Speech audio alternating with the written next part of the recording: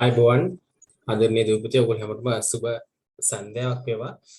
අද දවසේ මම මේ වෙලාවේ පුතේ 8ට දාගත්තේ ඔයගොල්ලන්ගේ අමතර පන්තිය අපේ පාඩම දත්ත දත්ත නිරූපණය සහ අර්ථකථනයේ පාඩම අපි අවසන් කරන්න සූදානම් වෙන්නේ අද. ඒ කියන්නේ අද දවසේ මේ පාඩම ඉවර කරනවා. මොකද අපිට තව පොඩි කොටසක් පුතේ ඉතුරුනේ මේ වුන්ත ප්‍රත්‍ය සටහන අවසන් කරලා මාතේ මධ්‍යස්ථය කියන කොටස් කතා කරලා තියෙන මේ වෙනකොට අපිට මධ්‍යන්නේ කියන කොටස තියෙනවා. මධ්‍යන්නේ කොටස විතරයි අපිට තියෙන මේ පාඩමෙන්. ඊට පස්සේ අපිට මේ පාඩම අවසන් කිරීමේ හැකියාව තියෙනවා. ඊට පස්සේ පුතේ ඔබට පරිමාණ රූප සම්භාවිතාවයට එසලාකරණය කියන පාඩම් තුන තමයි ඉතුරු වෙලා තියෙන්නේ. පුතේ මේ පාඩම් තුන මම ටියුට් එකට දාලා තියෙන දෙසැම්බර් මම ඊළඟට ඔකට සෙමින එකක් දාලා එක පාඩමක් එක දවසක විදිහට ඉවර කරලා දෙසැම්බර් මාසයේ අවසන් වෙන්න කලින් බොහෝ වෙලාවට අපිට මේ පාඩම් ටික අවසන් කරගන්න පුළුවන්. ඔව් පුතේ මම දන්නවා අද දවසේ මම මේ වෙලාව දැම්මට ගොඩාක් කට්ටිය කීප දිනයක මැසේජ් දාලා තිබ්බා පොඩ්ඩක් විදුලි කොටනවා කියලා කරනවා. එහෙම ගැටලු ටිකක් තියෙනවා කියලා ගොඩක් අය කිව්වා. නමුත් අද දාගත්ත නිසා සහ පොඩි කොටසක් ඉරින්දේ මම නැවත කරන්න තීරණය කළේ. මටත් පොඩ්ඩක් අද වැස්සා දැන් නම් ගෙරවීම පොඩ්ඩක් අඩුයි. නමුත් ගොඩක් අයට ඒ තත්ත්වය තියෙනවා. දරුවන්ගේ අඩුවකුත් තියෙනවා. කීප දෙනෙක් මැසේජ් කරා. හරි කමක් නැහැ. එහෙම ගැටලු තියෙන අය ඉන්නවා නම් ලෙෆ්ට් වෙලා යන්න ගොරවනවා නම් වහිනවා නම් පුතේ වැස්සට කමක් නැහැ. ගොරවනවා නම් ඔන්ලයින් එකේ ඉන්න එපා ඔයගොල්ලෝ. මොකද හේතුව ඒක ඇත්තටම ජීවිත අවදානමක් නේද? ඔබ පරිස්සම් වෙලා ඉන්න ඕනේ. අධ්‍යාපන ලැබෙන්නත් කලින් ඔයගොල්ලෝ පරිස්සම් වෙලා ඉන්න ඕනේ පුතේ. මොකද රෙකෝඩින් එක අපිට ගන්න පුළුවන්. ඒ නිසා ගොරවනවා නම් අනිවාර්යයෙන් යන්න. මම දැන් මට මැසේජ් කරපු අයටත් මම පොරොන්දු වුණා රෙකෝඩින් එක දෙනවා කියලා. හරි. එහෙනම් පුතේ අපි යමු වැඩේට. වෙලාව නාස්ති කරන්නේ නැතුව ඉක්මනින් මේ කොටස කරලා අවසන් කරමු. තාම ටියුට් එක ගන්න පුළුවන් නේද? ඔව් ගන්න පුළුවන් පුතේ. මේ මාසේ පුරාම ගන්න පුළුවන්. දැන් අර ටියුට්ස් හදපු ගත්ත ළමයි නම්බර්ස් එවලා තියෙනවා පුතේ. දැන් ඒ කවුන්ට් දැන් මේ WhatsApp නම්බර් වලින් මනින් ගෲප් එක හදයි ලබන අවුරුදු දෙක. ඊට පස්සේ ඔයගොල්ලන්ට ඒකට ලින්ක් එක දානවා. තාමත් මේක ක්‍රියාත්මකයි. තව සතියක් විතරනකොට ඒ වැඩ ටික ඉවරලා ඒ ගෲප් එකේ වැඩ ටික ඉවර වෙලා ඒ ගෲප් එකට මාරු වෙයි ටියුට්ස් ගත්ත අයට. හරි. එහෙනම් පුතේ අපි වැඩේට යමු. පුතේ තාමත් අර නම්බර් එක එවල නැත්නම් අනේ පොඩ්ඩක් එවලා ඒක ගෲප් එකට ඔයගොල්ලෝ ඇඩ් වෙන්න ටියුට් ගත්ත අරුව. මොකද නැත්නම් එහෙම ඔයාලා ටියුට් එක අරගෙන ක්ලාස් එකට එන්න බැරිනොත් පාඩුවක් නේද? ඒ නිසා හැමෝම අර නම්බර් එකට එවන්න. නැත්නම් ඔයගොල්ලෝ අලුත් ගෲප් එකට ඇඩ් වෙලා නැත්නම් තාම ඉදිරි සතියේ ඇතුළත පොඩ්ඩක් කෝල් කරලා නැවත අහන්න. අපිව ඇඩ් කරලා නැහැ කියලා එහෙම ටියුට් ගත්ත දරුවෝ. මොකද මගහැරෙන්න පුළුවන් ඔයගොල්ලෝ අර ලින්ක් එක ඔයගොල්ලෝ අර ටියුට් එකේ නම්බර් එක එව්වනම් හරි. හරිනේ. හරි. ඔය තාමත් අර මේ කවුද accounts වලට සල්ලි දාපු දරුවෝත් ඉන්නවා කිව්වා. ඒගොල්ලන් ටියුට්ස් PDF ආපු නැති දරුවෝ ඉන්නවා නම් කවුරු හරි පොඩ්ඩක් ඒකත් දැනුවත් කරන්න. ඔයගොල්ලෝ ටියුට්ස් එකත් ඉල්ල ගන්න. හරි. පුතේ එහෙනම් අපි යමු වැඩේට මධ්‍යන්නේ. right මධ්‍යන්නේ. යමු අපි. මධ්‍ය. පුතේ අපි ගිය සතිය නැත්නම් ගිය සෙනසුරාදා අවසන් කරේ මොකද්ද? මධ්‍යස්ථය. දැන් අපි යනවා මධ්‍යන්නේ. right මධ්‍යස්ථයේ ක්‍රම දෙකක් කියලා දුන්න උත්තේ සහ ඉරට්ටේ අවස්ථාව මම දැන් මධ්‍යන්නයට එනවා. පුතේ ලියා ගන්න මධ්‍යන්නය. මාතය මධ්‍යස්ථය මධ්‍යන්නය. right මාතය මධ්‍යස්ථය මධ්‍යන්නය. දැන් අපි ඉගෙන ගන්න අන්තිම එක වෙනවා මේ පාඩමේදී. නමුත් අපිට තව කොටසක් ටු ටිකක් තියෙනවා. ඒක අපි උන්ත්‍ර පත්‍ර වල සටහන් කතා කරපු කැලක් තව තියෙනවා. ඒකත් අපි ඉස්සරහට බලමු. right මධ්‍යන්නය මයන්න මහ ප්‍රාණදායන යංශේ නයන්න යංශය යන්න මධ්‍යන්න. පුතේ මම උදාහරණයක් ගන්නවා. මෙන්න මේ උදාහරණය. right හිතන්න මෙන්න මේ තමයි පුතේ මේ ප්‍රශ්නේ අපි ලියාගමු. මධ්‍යන්නේ කියන යටතේ මේ ප්‍රශ්නේ ලියාගමු.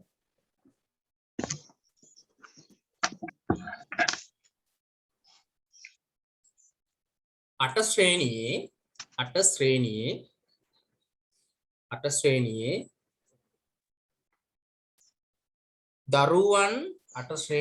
දරුවන් දස දෙනෙකු 10ක්. අට ශ්‍රේණියේ දරුවන් දස දෙනෙකු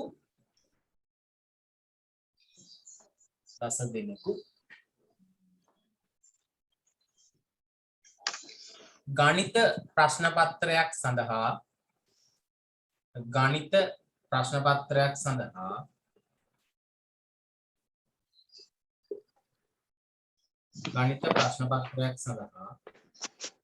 ලබාගත් ලකුණු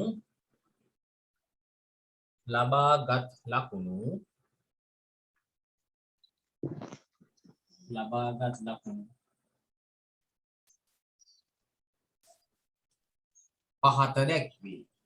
පහත දැක්වේ.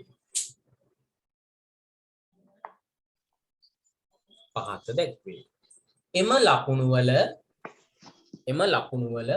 මධ්‍යන්නය ගණනය කරන්න. එම ලකුණු වල මධ්‍යන්නය ගණනය කරන්න. පුතේ ඔය වචන මාරු කරගන්න එපා. සමහර අය මධ්‍යස්ථයේ මධ්‍යන්නය මාරු කරගන්න. හරිද? මධ්‍යන්නය මධ්‍යස්ථයේ මාතේ නම් පොඩක් වෙනස්නේ. මධ්‍යන්නේ මධ්‍යස්ථයයි මාරු කරගන්න ඉන්න විභාගෙදී. මධ්‍යන්නේ වෙනකොට මධ්‍යස්ථය වෙනවා. මධ්‍යස්ථය වෙනකොට මධ්‍යන්නේ වෙනවා. ඒ නිසා ඔබ වචනේ සහ වචනේ කියවෙන මධ්‍යන්නේ සොයන්න. පුතේ මෙන්න දත්ත ටික තියෙනවා. ඒ ලකුණු එක ළමෙක් ලකුණු 68යි, තව කෙනෙක් 78යි, 72යි, 86යි, 92යි, 75යි, 58යි, 90යි, 68යි, 73යි. විවිධ දරුවෝ ළමයි 10 දෙනෙක් මේ ගණිත විෂයේ තිබ්බ පේපර් එකකට නැත්නම් ප්‍රශ්න පත්‍රයකට පුතේ ගත්ත ලකුණු එක එක ලකුණු අරන් තියෙනවා. ලකුණු 10ක් තියෙන්න බෑ. ළමයි 10 දෙනෙක් නිසා ලකුණු 10ක් තියෙනවා. රයිට් 10ක් තියෙනවා. පුතේ දැන් ඔයා මාතේ මධ්‍යස්ථය හොයන්න මේකේ දන්නවා. දැන් අපේ ගේම් මොකද්ද? මධ්‍යන්නේ. පුතේ මම නිකමට වගේ මේ දත්ත ටික සියල්ල එකතු කරනවා. හරිද? කොහොමද එකතු කරන්නේ? මෙන්න මේ විදිහට. 68 72 72 86 92 75 58 90 60 මම චුට්ටක් මේ අන්තිම එක මුලට ගන්නවා. මොකද මට ඊට පස්සේ ලියන්න බැරි නේ 68යි 70. මම මේ සියල්ලම එකතු කරා. මෙන්න බලන්න 68 78 72 86 92 75 58 90 68 73. පිළිවෙලක් අවශ්‍ය නැහැ. ආරෝහණ පිළිවෙලද අවරෝහණ පිළිවෙලද මුකුත් කතන්දර නැහැ. මම කරේ ඒ ටික එකතු කරන එක. දැන් මට ඔය එකතු කරලා ඕකේ අගේ ඕනේ. හරිද පුතේ? කාට හරි පුළුවන් ටක් ගාලා ඔක එකතු කරන්න බලන්න. 70 කොහරි ලියන්න පුළුවන්. කොහොම හරි කරලා හිතින් හරි එකතු කරන්න ওই අගයන් ටික බලන්න ඕගොල්ලෝ. පුංචි වෙලාවක් අරගෙන හරි කමන්න එකතු කරන්න. පුතේ අගයන් කීයක් තියෙනවද? 10ක්.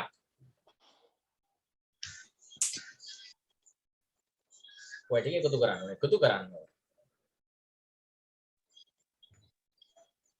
ඔය ටික එකතු කරන්න.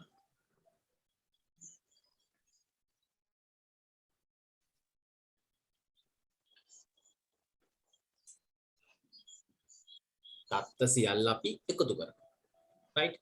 දත්ත සියල්ල ওই විදිහට එකතු කරනවා. බලන්න පුතේ 68 73 68 72 86 92 75 58 බලන්න පුළුවන්. පැත්තක මේ විදිහට ලියා ගන්න 68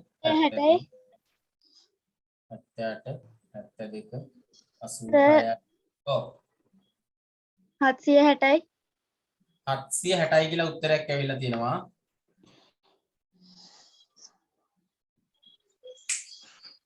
සර් 660යි 660යි කියලා එක්කෙනෙක් කියනවා. හොඳට බලන්න. ඉතින් මේ පහළට එකතු කරලා යන්න තියෙන්නේ.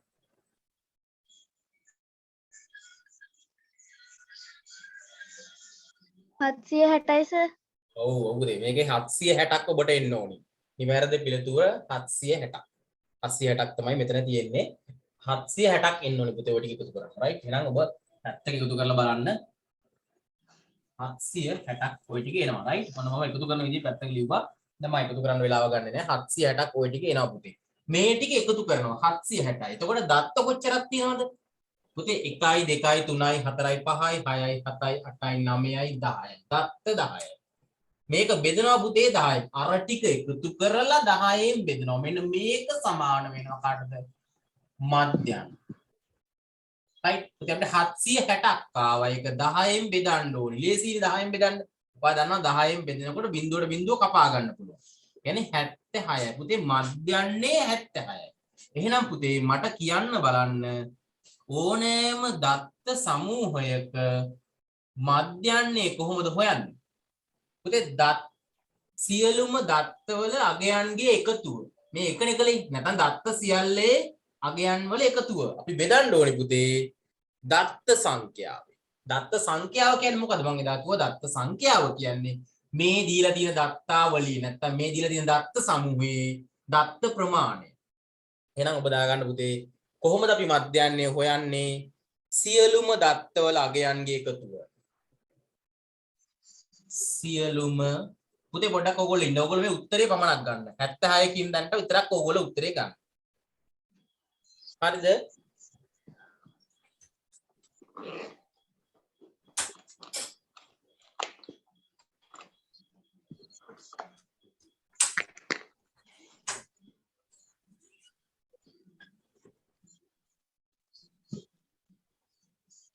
ඔබ 76 කියන පිළිතුරු පමණක් ගන්න. මම පුංචි වාක්‍යයක් දෙනවා. ඊට පස්සේ මම අපිට පුළුවන් මේ කොටු කරපු එක ලියා ගන්න. එහෙනම් පුතේ අපි මොකද්ද කරේ? අපිට කිව්වේ මධ්‍යන්නේ හොයන්න කියලා. එතකොට මොකද අපි කරේ? මේ දත්ත සියල්ල එකතු කරා කියන එක. 760ක් එනවා පුතේ. ඊට පස්සේ ඒක අපි බෙදුවා කාගෙන්ද? දත්ත සංඛ්‍යාවෙන්. බැරි වෙලාවත් හිතන්න පුතේ මේ විදිහට ක්‍රමාදාල දත්ත 12ක් තිබ්බ කියලා. එහෙනම් ඔයා 10න් නෙමෙයි. එතකොට බෙදන්නේ 12යි. ඇයි 12න් බෙදන්නේ? දත්ත 12ක් තියෙනවා මේ අවස්ථාවේ. දැන් හැබැයි තියෙන්නේ දත්ත 10යි. ඒ නිසා 10න් බෙදුවා. ඒ කියන්නේ පුතේ මේ බෙදෙන සංඛ්‍යාව වෙනස් වෙනවා දෙන ගානේ දත්ත ප්‍රමාණය අනුව. හැම වෙලේම බෙදන්න ඕනේ කාගෙන්ද? දීලා තියෙන දත්ත ප්‍රමාණය. රයිට්. උඩ මොකද වෙන්නේ? ඒ දීලා තියෙන දත්ත ඔක්කොම එකතු කරන්න ඕනේ. ඒක බෙදන්න ඕනේ දත්ත සංඛ්‍යාවෙන්. රයිට්. එහෙනම් පුතේ මේ උත්තරේට පස්සේ මෙන්න මේ වාක්‍යයක් අපි ලියාගමු. දත්ත සමූහයක තරුවක් දාලා ලියමු. දත්ත සමූහයක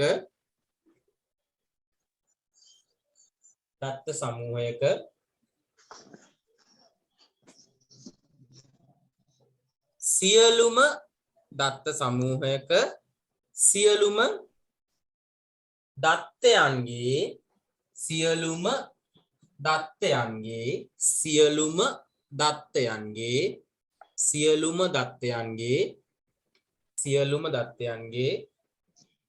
අගයන් වල එකතුව සියලුම දත්තයන්ගේ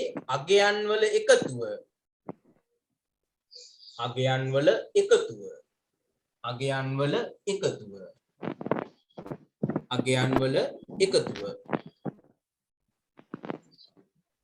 දත්ත සංඛ්‍යාවෙන් බෙදූ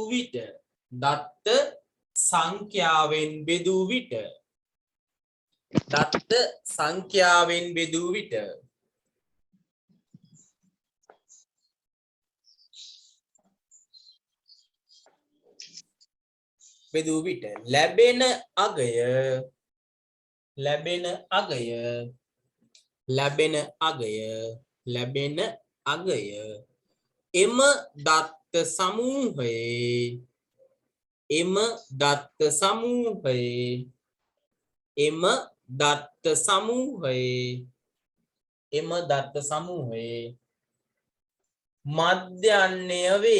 එම දත්ත සමූහයේ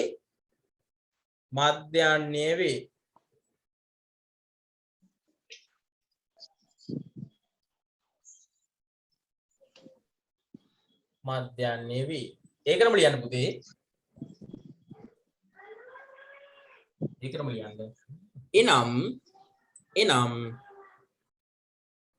එනම් දත්ත සමූහයක සාමාන්‍ය අගය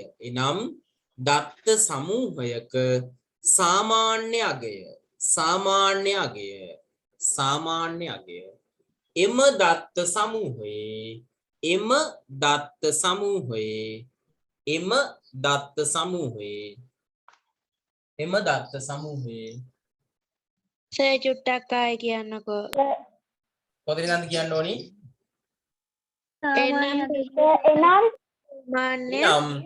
එනම් දත්ත සමූහයක සාමාන්‍ය අගය.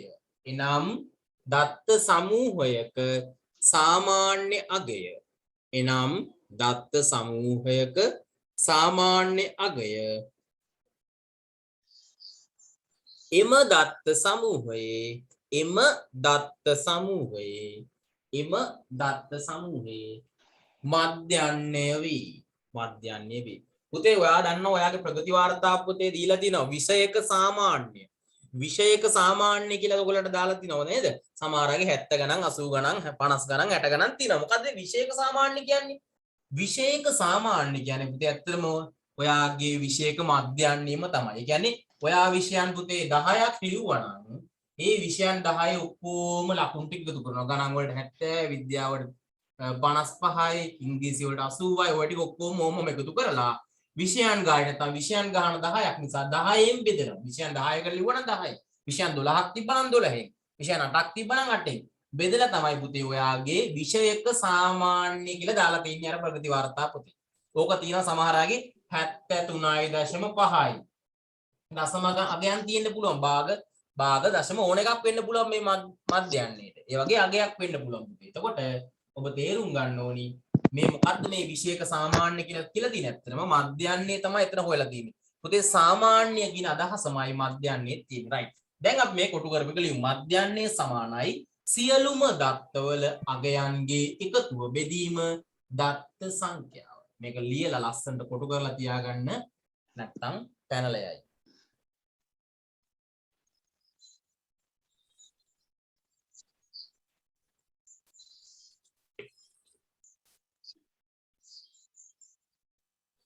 සියලුම දත්තවල අගයන්ගේ එකතුව බෙදීම දත්ත සංඛ්‍යාව.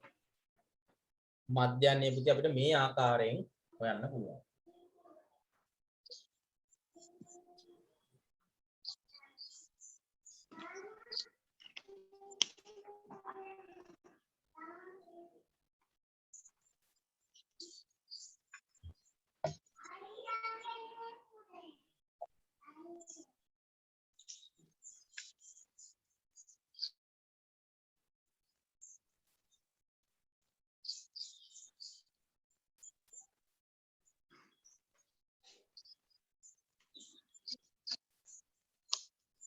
right හරිද මධ්‍යයන්නේ සමානයි සියලුම දත්තවල අගයන්ගේ එකතුව බෙදීම දත්ත සංඛ්‍යාව. මේක මතක තියාගන්න ලේසි. ඔයාලා පටල ගත්තොත් පටල ගන්නේ මධ්‍යස්ථය හොයන විදිය. මැද අගය. ඒක ඔබ අපි ඉදා කතා කරා. ඒක අවබෝධයෙන් පුතේ මතක තියාගන්න. අපි ඊළඟට නැවත මේ හැම පාඩමකම ගණන් හදන පුනරීක්ෂණ පාඩමේදී මම ඕවා නැවත කරනවා. ගණන් හදවනවා වැඩිපුර. ඒතකොට අපි නැවත බලමු ගණන් වලදී තව ගණන් හදනවානේ සියලු පාඩම් වලින් පේපර්ස් විදියට. එතකන් ඔබ මේ තියරි ටික මේ විෂය කරුණු ටික පුතේ හොඳට මතක තියාගෙන ඉන්න ඉතාම වැදගත්. right. එහෙනම් අපි තව උදාහරණයක් බලමු. එහෙම ලියන්න. පහත දත්ත සමූහයේ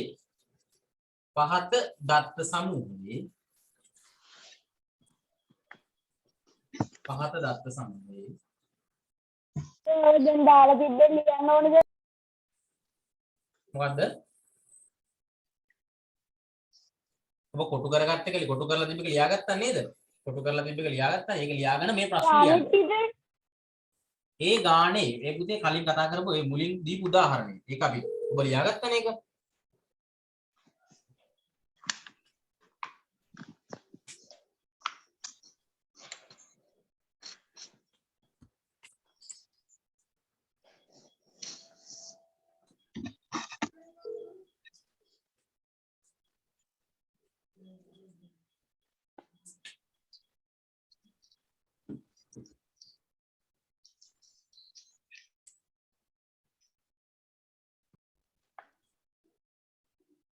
right. පුතේ ලියන්න පහත දත්ත සමූහයේ මධ්‍යයන්නය සොයන්න. 8,12,13,7,6,10,5,8 බලන්න පුතේ මේකෙදි අපිට කොහොම එකතු කරත් එක යාරෝහණ මොකද පුතේ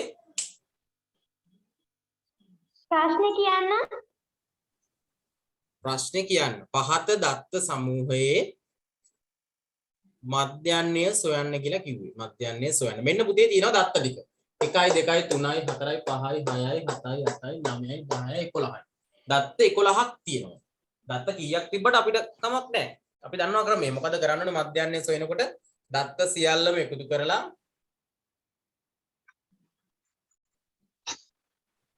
දත්ත සියල්ලම එකතු කරලා දත්ත සංඛ්‍යාවෙන් බෙදන්න ඕනේ. right. අපි ලියමු බලන්න. මධ්‍යයන්නය සමානයි දත්ත සියල්ල. මොකද 95යි උත්තරේ එකතු කරාම 95ක් එනවා. ඔව් සර්. ඔව්. දත්ත සියල්ල එකතු නැත්නම් අපිට ඔක එක විදිහට කියන්න පුළුවන්. සියලුම දත්තවල අගයන් වල එකතු. දත්ත සියල්ල එකතු වෙනවා. දත්ත සංඛ්‍යාව. අන්න අපි කලින් ලියපු දෙලින්ම ඒක පැහැදිලියි. සියලු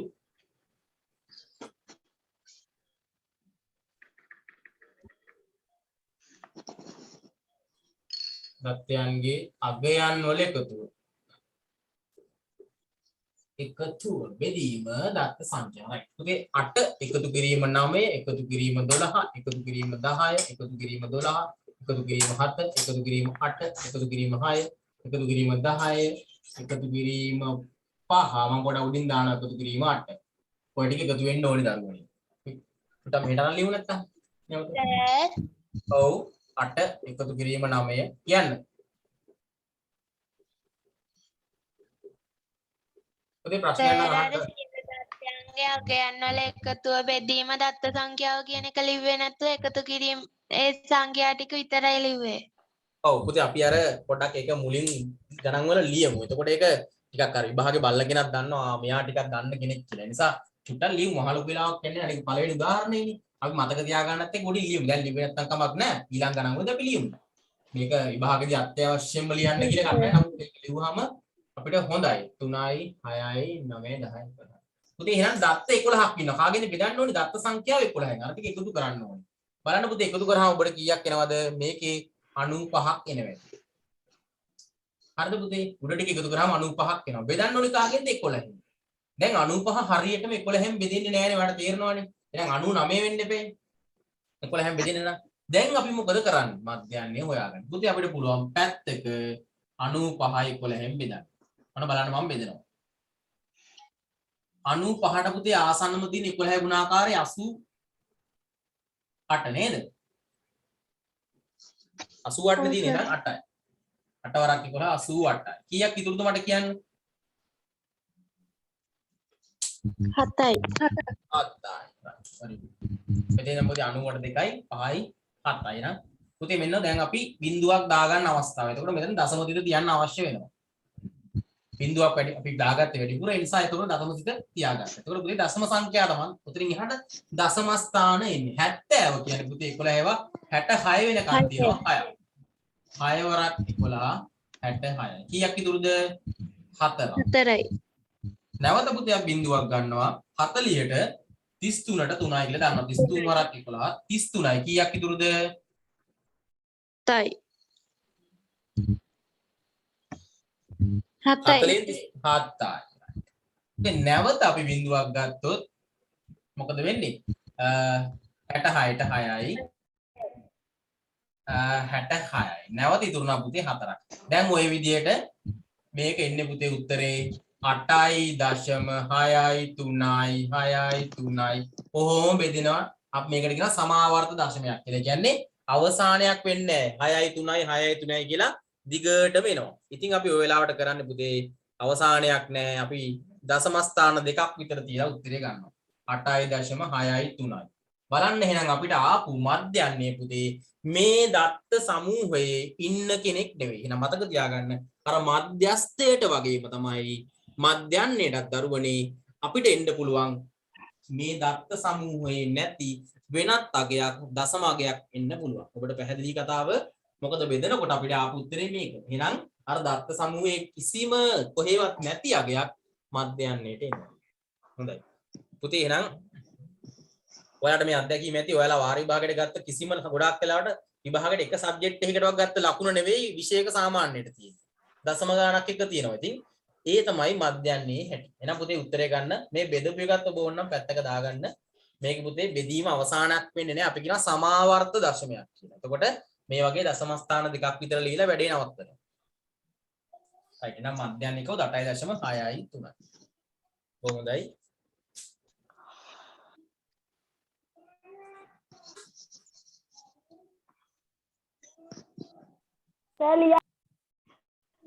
යාගෙන ඉවරයිනේ. එහෙනම් පුතේ මධ්‍යන්නයත් හරි පහසු වැඩක්. මොකද්ද අපිට කරන්න තියෙන්නේ? සියලුම දත්ත ටික ලියන්න ඔව් ලියා ගන්න දරුවනේ උදාහරණේ දැන් උත්තරේ ගත්තා ලියා ගන්න.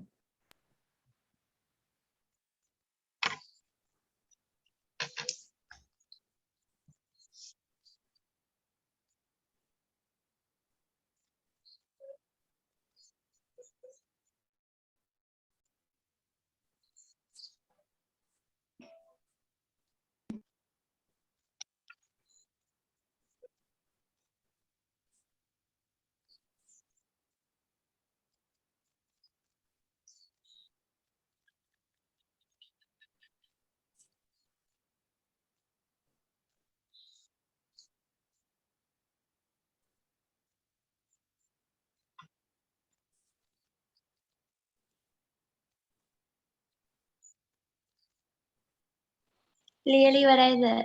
right ලියලා ඉවරයි. එහෙනම් පුතේ මෙහෙන් පහලින් දාගන්න. දත්ත සමූහයක මධ්‍යයන්‍ය සඳහා දත්ත සමූහයක තරුවක් දාලා ලියමු. දත්ත සමූහයක මධ්‍යයන්‍ය සඳහා දත්ත සමූහයක මධ්‍යයන්‍ය සඳහා දත්ත සමූහයක මධ්‍යයන්‍ය සඳහා දත්ත සමූහයේ දත්තයක් ලෙස නොපවතින දත්ත සමූහයක මධ්‍යයන්‍ය සඳහා කමාවක් දාලන්නකො කමාවක් දාන්න සඳහා කමාවක් දාලා දත්ත සමූහයේ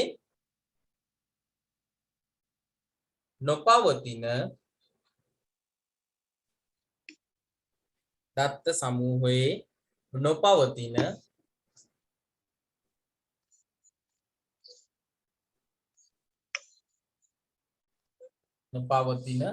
දත්තයක අගයක් ලැබිය හැක. දත්තයක නොපවතින දත්තයක අගයක් ලැබිය හැක. නොපවතින දත්තයක අගයක් ලැබිය හැක. සර් ඔව් සර් එහෙමවට කිව්වනම් මොකද්ද? මොකටද පුතේ? ඔය දැන් අවසානයක් නැති ඒවට ඒ දශම වලටද පුතේ? ඒ දශම වලට අපි කියනවා සමාවර්ත දශම කියලා. හරිද? ඇයි එහෙම වෙන්නේ? සමාවර්ත දශම කියන්නේ මොනවද? එකම 6යි 3යි 6යි 3යි 6යි 3යි කියනවනේ ආයි අවසානයක් නැහැ. අපි ඒවට කියනවා සමාවර්ත දශම කියලා. පුතේ ඔබ මේ වචනේ ගැන වැඩි හිතන්න එපා. මම වචනේ කිව්වට අපිට ඒ ගැන අටේදී ඔය ගැන වැඩි කතා කරන්න නැහැ. අපි මේ සමාවර්ත දශම ගැන අධ්‍යයනය කරනවා ඉස්සරහට. අවශ්‍යතාවයක් තියෙනවනේ දැන්ට ලියාගෙන මතක තියාගන්න සමාවර්ත දශම. සමාවර්ත දශම කියන්නේ මොකද්ද? බෙදිලා ඉවර වෙන්නේ නැහැ. එකම සංඛ්‍යා ටිකක් එකම ඉලක්කම් ටිකක් නැවත නැවත එදෙනවා. 8.6යි 3යි 6යි 3යි 6යි 3යි 6යි 3යි එහෙම යනවා. ඒ වගේ වට අපි සමාවර්ත දශම කියනවා. අපි බය වෙන්න එපා. ඒව ගැන අපි ඉදිරියේදී සාකච්ඡා වෙනවා. සමාවර්ත දශම ගැන, අන්ත දශම ගැන, අනන්ත දශම ඕවා ගැන අපි ඉස්සරහට කතා කරනවා. අවශ්‍යතාවයක් තියෙනවා නම් ඒ නම මතක තියාගන්න. අමතර දැනුම දැනට අමතර දැනුමක්.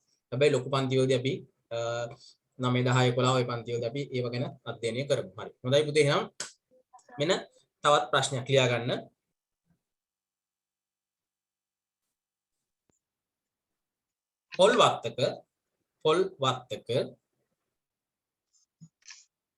පොල් වත්තක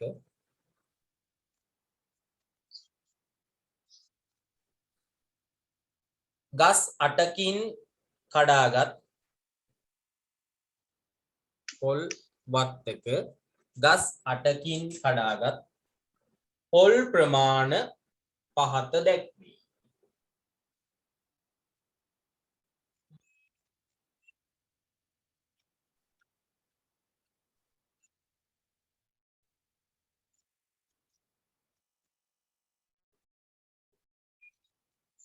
පොල් වත්තක ගස් 8කින් කඩාගත් පොල් ප්‍රමාණ පහත දැක්වේ.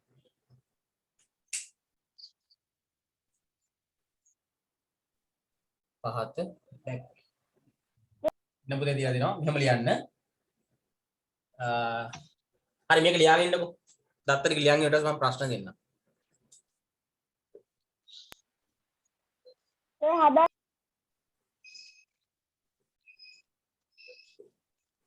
ඔන්න පළවෙනි ප්‍රශ්නේ පුතේ මෙම දත්ත සමූහය කියලා දිනවා. පළවෙනි ප්‍රශ්නේ මෙන්න මේක. මාතය. දෙවෙනි ප්‍රශ්නය මධ්‍යස්ථය. තුන්වෙනි ප්‍රශ්නය හා මධ්‍යන්නය සොයන්න. මධ්‍යන්නය සොයන්න. ඔය දත්ත සමුවේ පුතේ මාතය, මධ්‍යස්ථය සහ මධ්‍යන්නය සොයන්න ඕනේ. බය වෙන්න දෙයක් නෑ අපිට ලේසියෙන්ම ආරෝහණ පිළිවෙලට දීලා තියෙනවා. ආරෝහණ පිළිවෙලට දීලා තියෙනවා.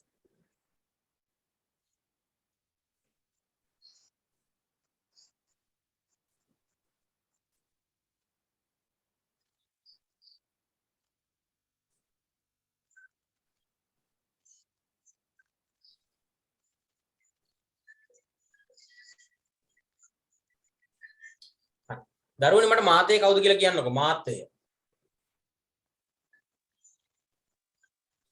මාතේ කීයද? 12. ඔව් පුතේ මේ බලන්න. එකම දත්තය කිහිප වරක් වැඩිම වාර ගාණක් ඉදිලා තියෙන දත්තේ කවුද? 12.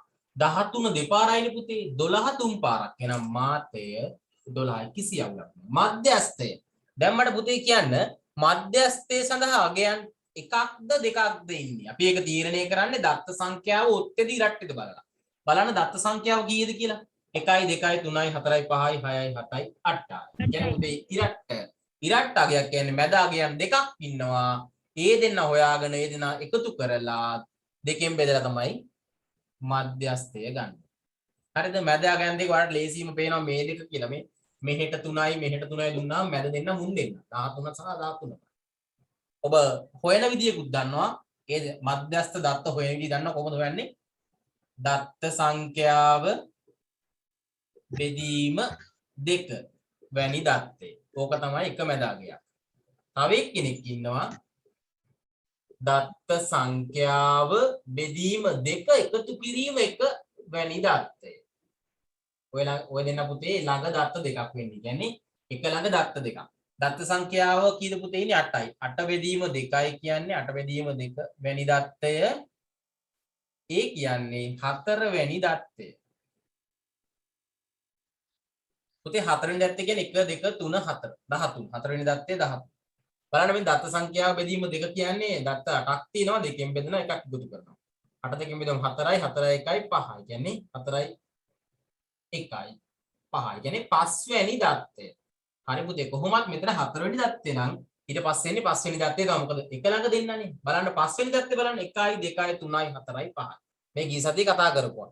5 වෙනි දත්තයත් පුතේ 13. එහෙනම් අපි දැන් 4 වෙනි දත්තෙත් හොයාගත්තා. 5 වෙනි දත්තෙත් හොයාගත්තා. කියන්නේ මැද පිහිටන දත්ත දෙක මුන් දෙන්න 13 සහ 13. ඒ කියන්නේ අපිට මධ්‍යස්ථය කොහොමද හොයන්න පුළුවන්? මධ්‍යස්ථය සමානයි 13. කියන්නේ 4 වෙනි දත්තේ 13 යට එකතු කරනවා 5 වෙනි දත්තේත් 13 එක දෙකෙන් බෙදනවා 13යි 13 එකතු කරා කියන්නේ පුතේ 26යි 26 නැවත දෙකට බෙදුවා කියන්නේ 13ම සමයි. එහෙනම් මධ්‍යස්ථය ඔන්න 13ම ආවා. ඇයි 13ම එන්න හේතුව? ඇයි පුතේ මේ දත්ත දෙක එකම දත්ත. එහෙනම් ඒ දෙන එකතු කරලා නැවත දෙකෙන් බෙදුවා කියන්නේ යාමයි එන්නේ. මෙතන වෙනස් දෙකක් හිටියනම් දශමගයක් එහෙම එනවා. රයිට් ඒ වගේ අපි ගිය සතියේ කතා කරා. එහෙනම් ඔන්න මධ්‍යස්ථය පුතා අපිට ආවා 13. හරි මධ්‍යන්නයත් හොයන්න දරුවනි මධ්‍යන්න හොයන්න ඔයා දන්නවා අද ඉගෙන ගත්තා. බලන්න පුතේ මධ්‍යන්නේ හොයන්න මේ සෙට් එකම එකතු කරන්න පුතා ඔබ ඊට පස්සේ ඒක බෙදන්න කාගෙන්ද මුළු දත්ත සංඛ්‍යාවෙන්. දත්ත කීයක් තියෙනවද 8ක්. මේ ඔක්කොම එකතු කරලා 8ෙන් බෙදුවා නම් හරි. ඔබ අර මධ්‍යන්නේ හොයන සූත්‍රයක් පොඩ්ඩක් ලියන්න. එන පුතේ මධ්‍යස්ථය හොයපු විදිය ගිය සතියේ කතා කරපු දේවල් මෙන්න ගානකදී නැවත කළා. මාතේ මධ්‍යස්ථය හා මධ්‍යන්නේ තුනම අඩංගු කරලා විභාගෙදී පුතේ ඔබට ගානක් දෙයි. හොඳට මතක තියාගන්න. බලන්න පුතේ ලබන ජනවාරි මුල හෝ නේද? ජනවාරි මුල හෝ කොමත් අග වෙන කියන්නේ ඔබ 9 වසරට දාන්න කලින් වාර විභාගයක් තියෙනවාමයි. ඒ වාර විභාගයේ සියලුම සිලබස් එකෙන් ප්‍රශ්න අහනවාමයි. අනිවාර්යෙන් මාතේ මධ්‍යස්ථයේ මධ්‍යන්නේ ගානක් එනවාමයි කියලා මම කියනවා. ඔබ මොන ඉස්කෝලේ ඉගෙන ගත්තත් අනිවාර්යෙන් මේ જાති ගානක් එනවා. මම ඔට්ටුවක් කලනවා. ඔබ කොයි ඉස්කෝලේ කොයි විභාගයේ වාර විභාගයේ 8 වසරේ අවසානයේ කිව්වත් මාතේ මධ්‍යස්ථයේ මධ්‍යන්නේ දාලා ගානක් දෙනවමයි කියලා කියනවා. ඒ කියන්නේ එච්චරට වැදගත් කියලා මම දන්නවා. ඒකයි මම ඔබට පුතේ කියන්නේ නැවත මේ ටික ඔළුවට දාගන්න. තවමත් අවුල් නම් අර වීඩියෝස් ටික ආයෙ බලන්න රෙකෝඩින් ඉල්ලගෙන බලන්න. අදම සම්බන්ධ වෙච්ච දරුවෝ ඉන්නවා නම් කලින් ටික මේ පාඩමේ කලින් ටික රෙකෝඩින් ඉල්ල ගන්න. හරි. එහෙනම් පුතේ අපි මධ්‍යන්නයත් සොයමුද? මම මධ්‍යස්ථය හොයපු ටික මකනවා දැන්.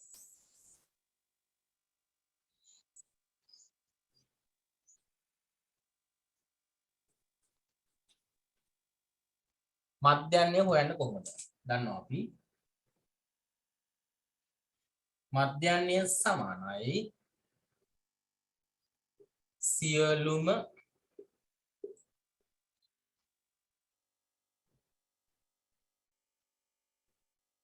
දත්තයන්ගේ අගයන් වල එකතු.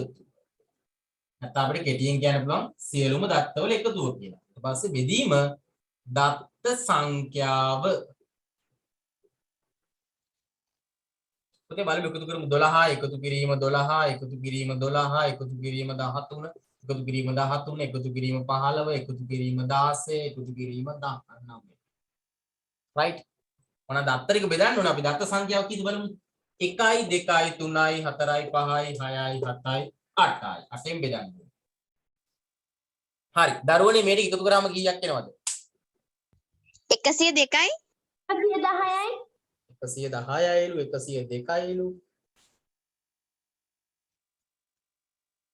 112යි 112යිලු කවුද හරි බලමු අපි එන්න මම පැත්තක එකතු කරනවා 12 එකතු කිරීම 12 එකතු කිරීම 12 13 14 15 16 19 හරි පුතේ බලමු 2 4 6යි 6 මේ දෙකත් එක තම 6යි 12යි මේකයි 18යි 18යි මෙතන 9යි 27යි 32න් 2 3ක් ඉතුරුයි 1 2 3 4 5 6 7 8යි මේ 3යි 11.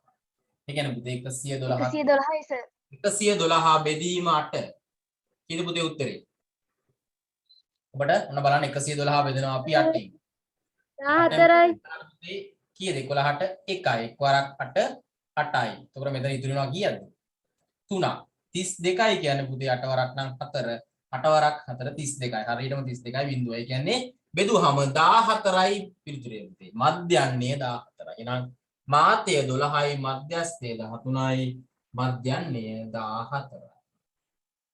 මාතය 12යි මධ්‍යස්ථය 13යි හා මධ්‍යන්නය පුතේ 14ක් කියලා ආවා. right. ටක් ගාලා එකක් දාගන්නකෝ. හදාගන්න බැරි වෙච්ච අය මේ පැත්තක අපිට මේ එකතු කරන ඒවා හැම පුතේ අපි පේපර් එකට අමුණන්න එහෙම අවශ්‍යතාවයක් නැහැ. ඔයා කටුකොලයක එකතු කරන්න. මේ බෙදෙන එකත් ඒකත් ලිව්වනම් ලිව්වත් කමක් නැහැ. නැත්නම් ඒකත් අවශ්‍ය නැහැ. මෙන්න මේ පිළිතුර තමයි ඕනි. 112 8ෙන් බෙදනවා කියලා අපි උත්තරේ දෙමුම ඇති.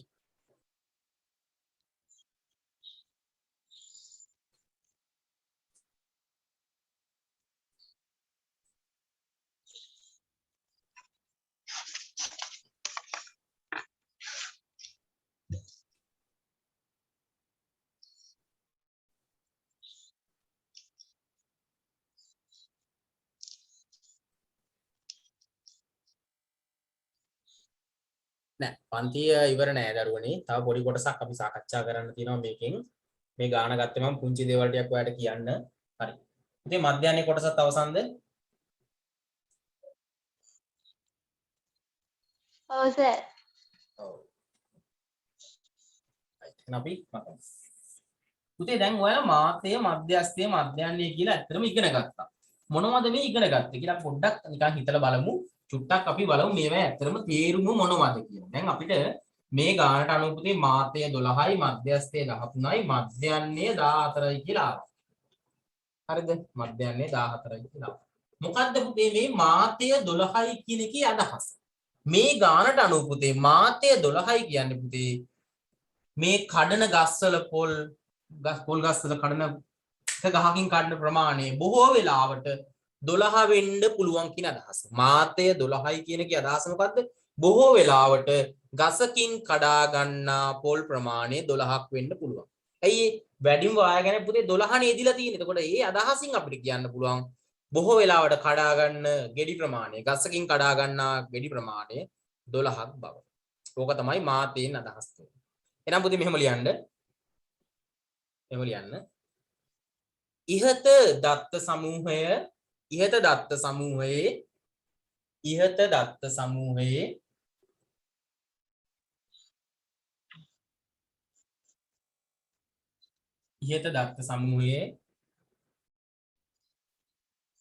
මාතය වන ඉහත දත්ත සමූහයේ මාතය වන මාතය වන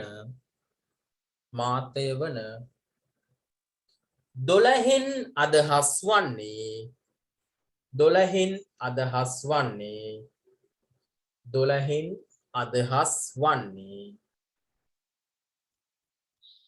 12න් අදහස් වන්නේ ගසකින් කඩා ගන්නා පොල් ගෙඩි ගණන ගසකින් කඩා ගන්නා පොල් ගෙඩි ගණන ගසකින් කඩා ගන්නා පොල් ගෙඩි ගණන ගසකින් කඩා ගන්නා පොල් ගෙඩි ගණන බොහෝ විට 12ක් බවයි බොහෝ විට 12ක් බවයි ගසකින් කඩා ගන්නා පොල් ගෙඩි ප්‍රමාණය බොහෝ විට 12ක් පමණයි 12ක් බවයි.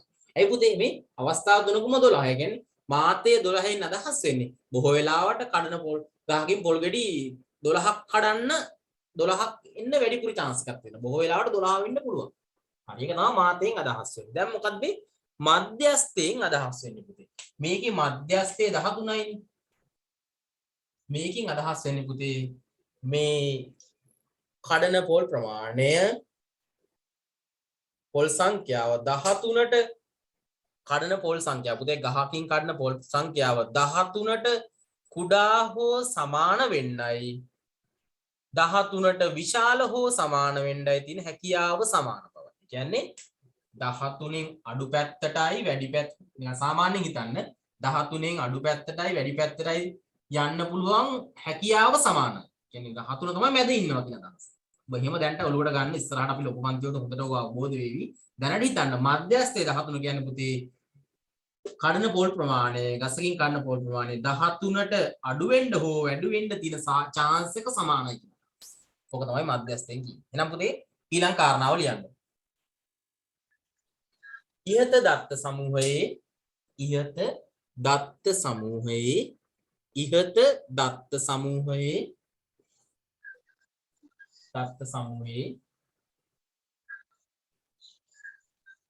මධ්‍යස්ථයේ අගය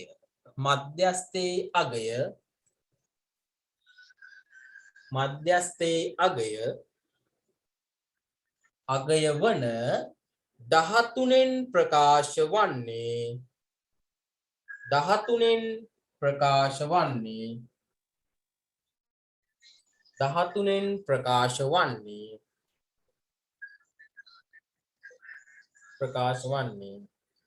එක් ගසකින් ලබා ගන්නා පොල් සංඛ්‍යාව එක් ගසකින් ලබා ගන්නා පොල් සංඛ්‍යාව එක් ගසකින් ලබා ගන්නා පොල් සංඛ්‍යාව එක් ගසකින් ලබා ගන්නා පොල් සංඛ්‍යාව 13ට කුඩා හෝ සමාන වීමට 13ට කුඩා හෝ සමාන වීම 13ට කුඩා හෝ සමාන වීමට 13ට කුඩා හෝ සමාන වීමට කුඩා හෝ සමාන වීමට හෝ 13ට වඩා විශාල හෝ සමාන වීමට හෝ 13ට වඩා විශාල හෝ සමාන වීමට 13ට වඩා විශාල හෝ සමාන වීමට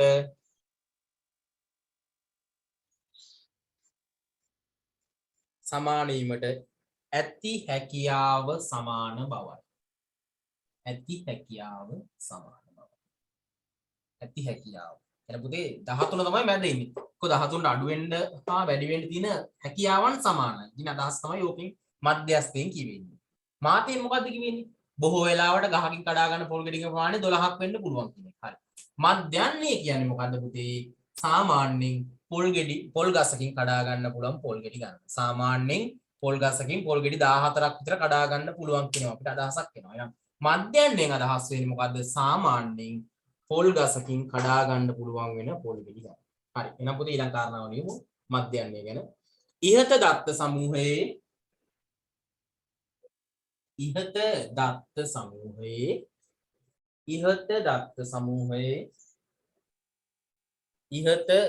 සමූහයේ මධ්‍යන්නේ අගය වන මධ්‍යන්නේ අගය වන මධ්‍යන්නේ අගය වන මධ්‍යන්නේ අගය වන මධ්‍යන්නේ අගය වන 14න් ප්‍රකාශ වන්නේ 14න් ප්‍රකාශ වන්නේ 14න් ප්‍රකාශ වන්නේ 14න් ප්‍රකාශ වන්නේ සාමාන්‍යයෙන් සාමාන්‍යයෙන් සාමාන්‍යයෙන් පොල් ගසකින් සාමාන්‍යයෙන් පොල් ගසකින් සාමාන්‍යයෙන් පොල් ගසකින් සාමාන්‍යයෙන් පොල් ගසකින් ගෙඩි 14ක් ගෙඩි 14ක් කඩාගත හැකි බවයි කඩාගත හැකි බවයි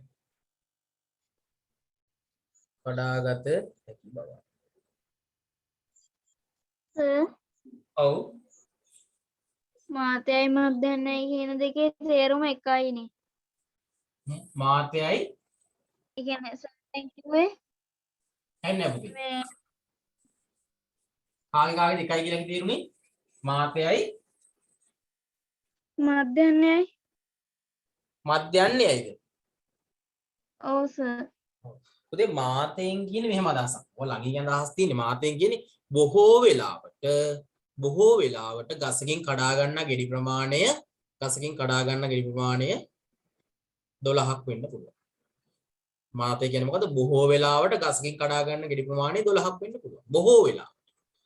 මධ්‍යන්නයෙන් අපි මොකද්ද කිව්වේ? සාමාන්‍යයෙන්. සාමාන්‍ය අන්න වචනේ. අරක බොහෝ වෙලාවට මේක සාමාන්‍යයෙන් ගසකින් කඩා ගන්නා පොල් ගසකින් කඩා ගන්නා ගෙඩි ප්‍රමාණය සාමාන්‍යයෙන් 14ක්. මාතේ කියන්නේ බොහෝ වෙලාවට ගසකින් කඩා ගන්නා ගෙඩි ප්‍රමාණය 12ක් වෙන්න පුළුවන්. නිකන් ඔයාලට තේරෙනවා ඇති දෙන්න නිකන් ළඟින් යන තේරුමක් වගේ. නෑ එහෙම නෑ. බොහෝ වෙලාවට සහ සාමාන්‍ය. අර්ථ දෙකක් තියෙන හොඳට හිතලා බලන්න අර්ථ දෙකක් තිබේ. හොඳයි. පුතේ අපි මේ කතා කරා තව කෙනෙක් ගැන මම මෙතනදී නැවත මතක් කරනවා මේ කොටසේ මෙතනක් තියෙන නිසා අපි අර උන්තර පත්‍ර සටහන් වලදී කතා කරා නේද පරාසය කියන එක. මම මේ ටික පොඩ්ඩක් කතා කරලා නවත්තනවා. හරිද? අපිට මෙතෙන්දිත් පරාසය ගැන පොඩ්ඩක් කතා කරන්න තියෙනවා. නමුත් අපි උන්තර පත්‍ර සටහනේදී කතා කරා කවුරු හරි මේ පාඩමට සම්බන්ධ නොවුණා නම් මෙතෙන්දී හරි අහගන්න පුළුවන්. මම පරාසය මෙතෙන්දිත් කතා කරනවා. රයිට් එහෙනම් ලියන්න. දත්ත සමූහයක පරාසය. ඔයගොල්ලෝ මේක ලියලා ඇති. පරාසය ගැන දන්නවා. දත්ත සමූහයක පරාසය. මම මෙතන චූටි නෝට් එකක් විදිහට දෙන්නම්. කොහොමද පුතේ අපි පරාසය හෙවි මතකද? ළමයි දැන් පරාසය කතා කරත් ළමයි කතා කරන්නේ. කියන්න කොහොමද දත්ත සමූහයක පරාසය හෙව්වේ?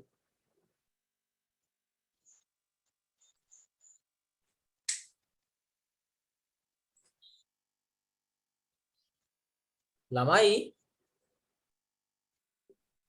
අපි ඉගෙන ගත්තනේ පරාසය. ඒ නවමාගය අඩු කරනවා. අන්න හරි පුතේ. උපරිම අගයෙන් අපි පරාසයක් කොහොමද හොයන්නේ? උපරිම අගය අඩු කිරීම අවම අගය. එහෙනම් පුතේ දත්ත සමූහ මොකද අනුමාත්‍රකාව දත්ත සමූහයක පරාසය. ඒ කියලා එහෙම ලියලා මෙන්න මේ වාක්‍ය ලියමු. දත්ත සමූහයක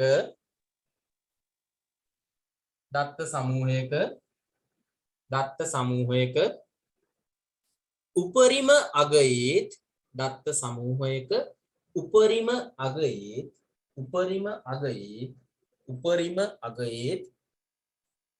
අවම අගයේත් වෙනස උපරිම අගයේත් අවම අගයේත් වෙනස උපරිම අගයේත් අවම අගයේත් වෙනස උපරිම අගයේත් අවම අගයේත් වෙනස එම දත්ත සමූහයේ පරාසය වේ. එම දත්ත සමූහයේ පරාසය වේ. පුතේ මේකත් අපිට මාතේ මධ්‍යස්ථයේ මධ්‍යන්නේ වගේ තීරණයක් ගන්න පුළුවන් ක්‍රමයක් නිරුප්‍ය අගයක්. ඒකයි පරාසයත් අපි නිරුප්‍ය අගයක් විදිහට සලකනවා. ඒකයි අපි මෙතෙන්දිත් කතා කරන්නේ. අපි උන්තරපත්ත සටහනේදීත් පරාස ගැන කතා කරා. මෙතින්දෙත් අපි පොඩ්ඩක් කතා කරන පරාස ගැන. හරි පරාසය. එහෙනම් ලියන්න පුතේ ඒක ලියාගෙන පරාසය සමානයි උපරිම අගය අඩු කිරීම අවම අගය. උපරිම අගය අඩු කිරීම අවම අගය.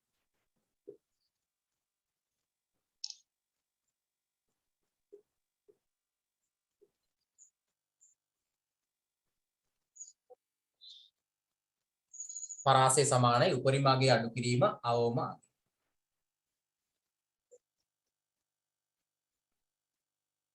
හරි. එන පුතේ මෙහෙම ප්‍රශ්නයක් ලියමු යටතේ. පහත දත්ත සමූහයේ පරාසය සොයන්න. පහත දත්ත සමූහයේ පරාසය සොයන්න. පහත දත්ත සමූහයේ පරාසය සොයන්න. හරි පුතේ ලියන්න මේ දත්ත ටික. 2, 7, 8, 9, 13, 15, 4, 21. දරුවනි ටක් ගාලා හොයන්න බලන්න පරාසය. පරාසය සමානයි උපරිම අගය අඩු කිරීම අවම අගය. කීයද? ළමයි උපරිම අගය කීයද? උපරිම අගය කීයද? උපරිම අගය 21යි. ලොකු මෙක් කෙනානේ. පුතේ අවම අගය කීයද? 4 නේද? 4ද? නෑ 2යි මම.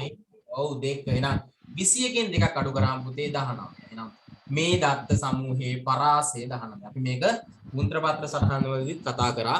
මේ 10 පුතේ පරාසය කියන එකත් අපිට නිරූප්‍ය අගයක් ලෙස ගන්න පුළුවන්. මොකක් හරි තීරණයක් ගන්න. ඒ කියන්නේ මේ දත්ත ටික මෙන්න මේ වගේ ප්‍රදේශයක විසිරීලා තියෙනවා කියන අදහස.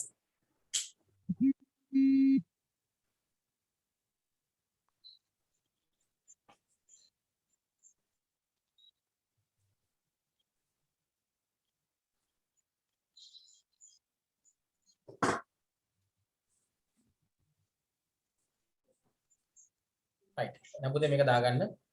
පුතේ සර් කීයටද දැන් අවසන් කරනවා. දැන් අපි අවසන් කරනවා. මෙන්න පරාසය ගණන් සාකච්ඡා කරා. අපි මේ පරාසවල ගණන් පුතේ කල්ලුත් සාකච්ඡා කරලා තියෙන්නේ. right. එහෙනම් හොඳට අහගන්න අද කතාව. මෙතනින් මේ පාඩමේ තියරි ටික අවසන් වුණා පුතේ. ඔබට මම මේක ටියුට් එකක් දුන්නේ නැහැ මේ පාඩමට. මොකද මම මේක සෙමිනාර් එකක් විදිහට ආරම්භ කරපු නිසා වැඩි කාලයක් ගත්තා මම මේ පාඩම. මොකද මේක තේරුම් ගන්න පොඩ්ඩක් අමාරු නිසා.